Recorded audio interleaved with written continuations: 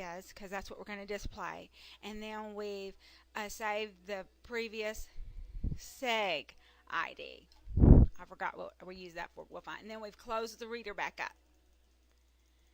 Okay, and then this is where we display the time.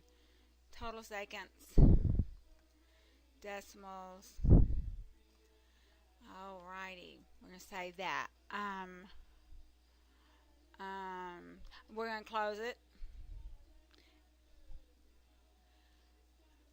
Okay, we closed it.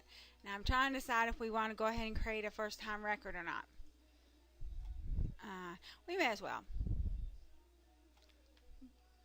We'll go through all this. I'm going to uncomment it first.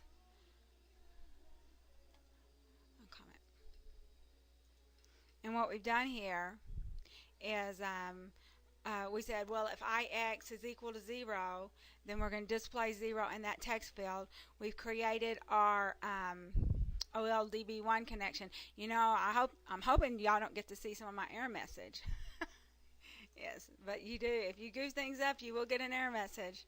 That's data textbox1.te, and that's our control string.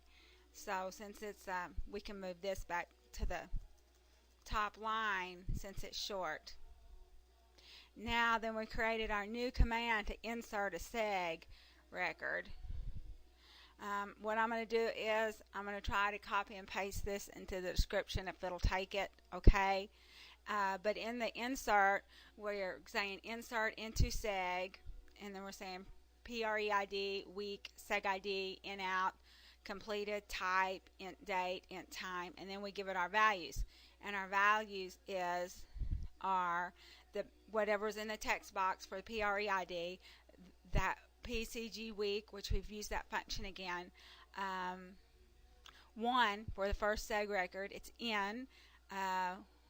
That no is completed as no, and time is R for regular time. The date is to toString, today toString, and then the time is the progress time that we called from the top. Alrighty, so then this is how you actually write the database. You have your connection and you execute non-query, and then you close it all in one sentence.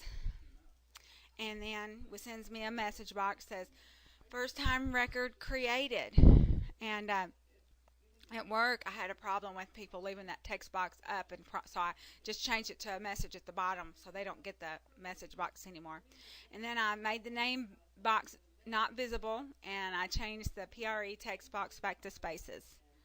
And then if we didn't happen, we said, now this if statement went to if it was 0 we created. If it wasn't 0, you know, we flashed that information, and then we said the PRE text box was true and the tab stop was false. We're not going to let them stop there because we're going to force them to type in and out. And the in and out group box was true, and then we set the focus to in out. So that's what we're going to do today. Let's going to see if it'll compile for us. Let's hope so and work. Otherwise, if it doesn't work, I'm going to have to pause and then figure it out and get back. That's me, 1104. Okay. I must have already clocked in. I clocked in the other day. Or maybe I clocked out. I don't know. Clock in, out. Yeah, I must have clocked out or clocked in. Yes, I did. So we're going to clock in. It's probably got to be a tall N. A tall I. And we didn't get that far. That's the problem. Okay, let's exit out of this. We're going to do a new employee. Let me pull up the database. Or I can just, I'm going to pause for a second and pull up my database and clean out that file. Okay, I'm back. I just pulled up the database, and we're going to delete out these records that I did of me the other day.